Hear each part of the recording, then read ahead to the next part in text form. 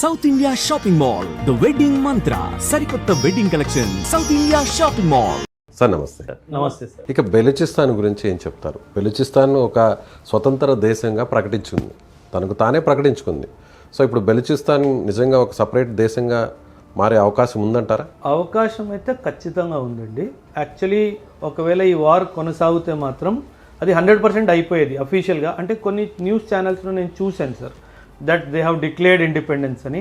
అది ground reality ఏమో మనకి ఇంకా తెలియదు, అఫీషియల్గా అయితే ఏం రాలేదు. ఇన్ఫ్యాక్ట్ బలూచిస్తాన్ లిబరేషన్ ఆర్మీ ఎవరైతే ఉన్నారో మేము యుఎన్ కూడా రాసాము, మాకు డిప్లొమాటిక్ రికగ్నిషన్ ఇవ్వండి, మీరు వచ్చి ఎంబసీ ఇక్కడ బలూచిస్తాన్ క్వెటాలో పెట్టుకోండి అని చెప్పేసి కొన్ని న్యూస్ ఛానల్స్లో అయితే చూశాను. అదేవిధంగా ఇండియన్స్కి వీజా ఆన్ అరైవల్స్ ఇస్తాము అన్న కొన్ని అంశాలు కూడా న్యూస్లో అయితే వచ్చాయి కదా. కానీ అది ఎక్కడి వరకు నిజం అన్నది నాకు అంత ఐడియా లేదండి. But wait and watch sir. కాకపోతే ఖచ్చితంగా పిఓకే జరగకపోయినా sir, India should ensure that Balochistan should become a reality.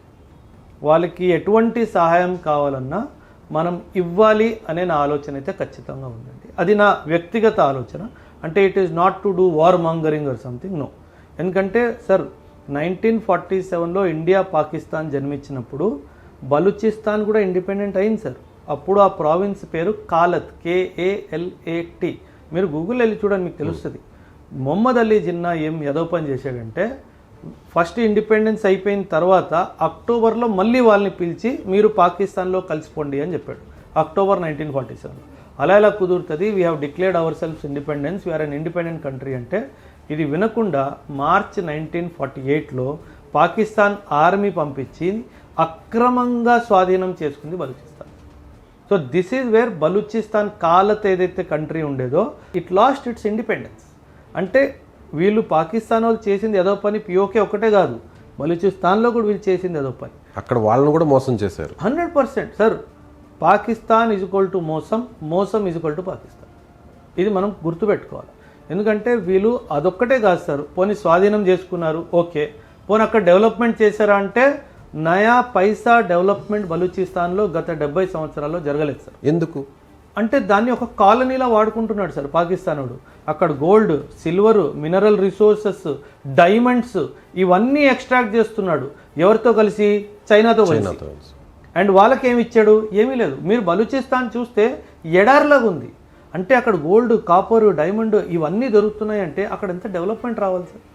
అంటే బలూచిస్తాన్ లిబరేషన్ ఆర్మీ ఎందుకు పోరాడుతుందంటే, పోనీ నువ్వు నన్ను తీసుకున్నావు లోపల, పోనీ నాకు బాగు చేసావంటే అది లేదు. అండ్ ఇట్ ఈస్ టిపికలీ ఒక కాలనీలా వాడుకుంటుంది సార్. అంటే ఎలా బ్రిటిషర్స్ మన మీద సో అదే విధానంగా పాకిస్తాన్ బలూచిస్తాన్ని ఒక కాలనీలా వాడుకుంటుంది, ఒక బానిసలాగానే. The way the army, Pakistan army treats the Baloch common man, అసలు దానికి లెక్కలేదు సార్.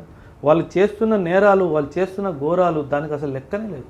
సో ఖచ్చితంగా బలూచిస్తాన్ వాడికి ఇండిపెండెన్స్ ఇప్పించే బాధ్యత మనందరిది సార్, మనందరిది. యాజ్ ఎ కంట్రీ నేను అంటున్నాను. ఖచ్చితంగా మనం పిఓకే అప్పుడే జరిగినా జరగకపోయినా ఇది మాత్రం ఖచ్చితంగా జరగదు. కానీ అక్కడ గ్వాదర్ పోర్ట్ చైనా కంట్రోల్లో ఉంది. చైనా ఇప్పటికే ఎకనామిక్ కారిడార్ను కూడా బలూచిస్తాన్ మీదుగా వేసుకుంది. అది సాధ్యపడుతుంది? కావాలని చేశారు. ఎందుకు చేశారు? థర్డ్ కంట్రీ ఇన్వాల్వ్మెంట్ అయిపోతుంది.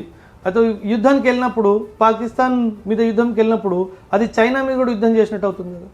చైనా వాడు మధ్య వస్తాడు కాబట్టి అందుకే గోదావరి నుంచి తీసింది.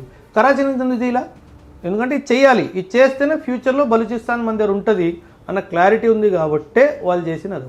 సో ఇప్పటికైనా కానీ బలూచిస్తాన్ ఒక స్వతంత్ర దేశంగా అయితే మారడం ఖాయం అండ్ జరగాలి, అందులో మన పాత్ర ఉండాలి. సో భవిష్యత్తులో ఉంటుంది 100%. Right sir, thank you. Right sir, thank you very much sir, thank you.